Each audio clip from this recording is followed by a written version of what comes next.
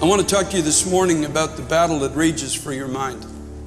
And you have to be aware that Satan is coming against this generation in an unprecedented measure.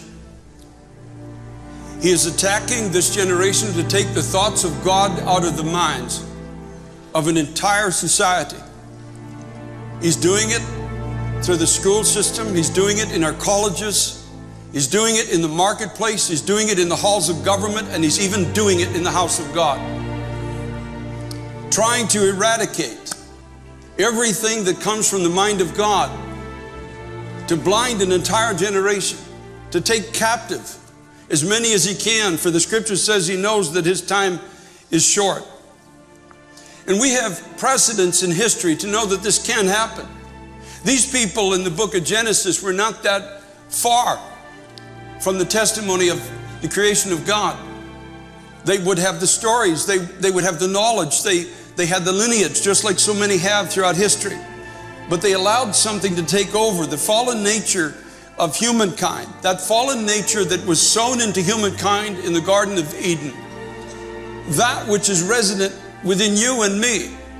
All of society, every man, every woman ever created has this capacity of sin inside that manifests itself through the thought that I can be as God, and I can determine in myself what is good and what is evil. I don't need God to tell me what the parameters of acceptable behavior are. I can determine that on my own. That's exactly the warfare. Just as Satan came in and tempted Adam and Eve with this thought, and they bought into this thought, and they stepped outside of the parameters of the protection of God.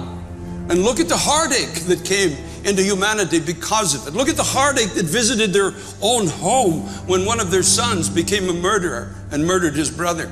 Oh no, the devil never paints the whole picture. He only paints a little piece of the canvas, and it's always the little piece that's got sunshine in it. He never paints the side that has death, the side that has decay and despair and depression and addiction and hopelessness and broken families and tears and sorrow. He never paints that side of the canvas. He only paints the sunny side first. The Bible tells us in the book of Romans, chapter 1, what a society looks like that falls into spiritual decline. When people can no longer and will no longer hear the words of God. When a rebellion gets a hold of a people, whether it's through ignorance or whether it's deliberate or just simply through neglect. Listen to what Paul writes and describes as the spiritual and moral decline of any society that chooses to follow in the same footsteps that those in the days of Noah decided to walk in. Verse 18 of Romans 1 says, the wrath of God is revealed from heaven against all ungodliness and unrighteousness of men who suppress the truth or hold down the truth in unrighteousness. Because what may be known of God is manifest in them, for God has shown it to them.